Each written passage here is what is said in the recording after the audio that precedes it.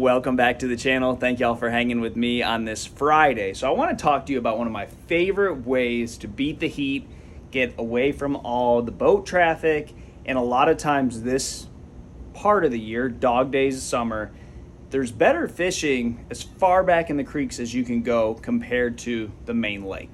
So as the fishing pressure accumulates, you just don't always have current, it's hot, and the fish have seen a lot of baits and they've been around a lot of boats, a lot of idling, a lot of pinging.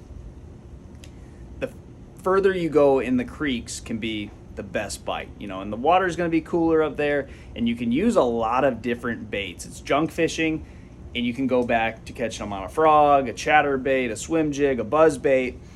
And that's what I like to do. I got on this bite 5 years ago on Wheeler, which Wheeler doesn't have a whole lot of offshore structure to fish.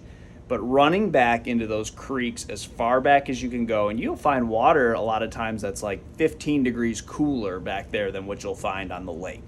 So that puts those fish in a position to really bite, and you're gonna have a lot of different obstacles back there. You gotta be super careful running back there. But what I will say is you'll have duckweed a lot of times, and that is great for throwing a frog.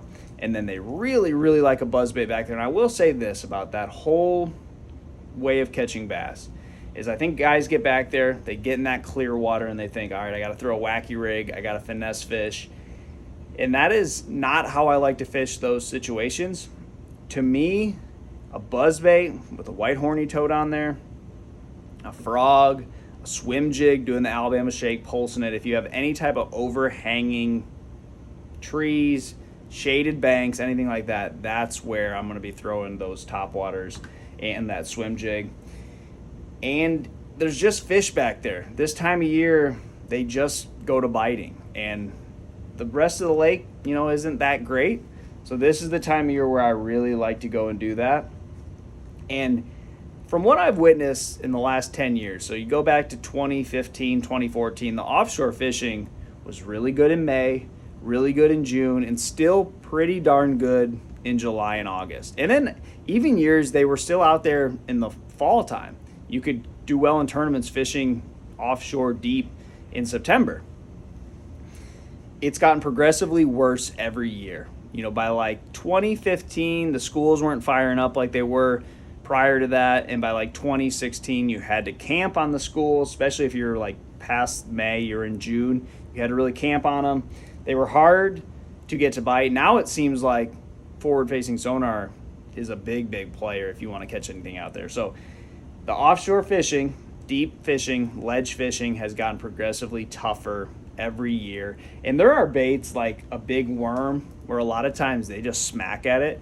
Me and my neighbor have this similar situation happen to us where we're dragging a Magnum shaky head and the fish just hammer it. And you think they're swallowed it and they're swimming towards you, so you just keep winding and there's nothing on there. So those fish have been around a lot of baits, they've been fished for hard, they've been pinged, they've been hit in the head with minnows.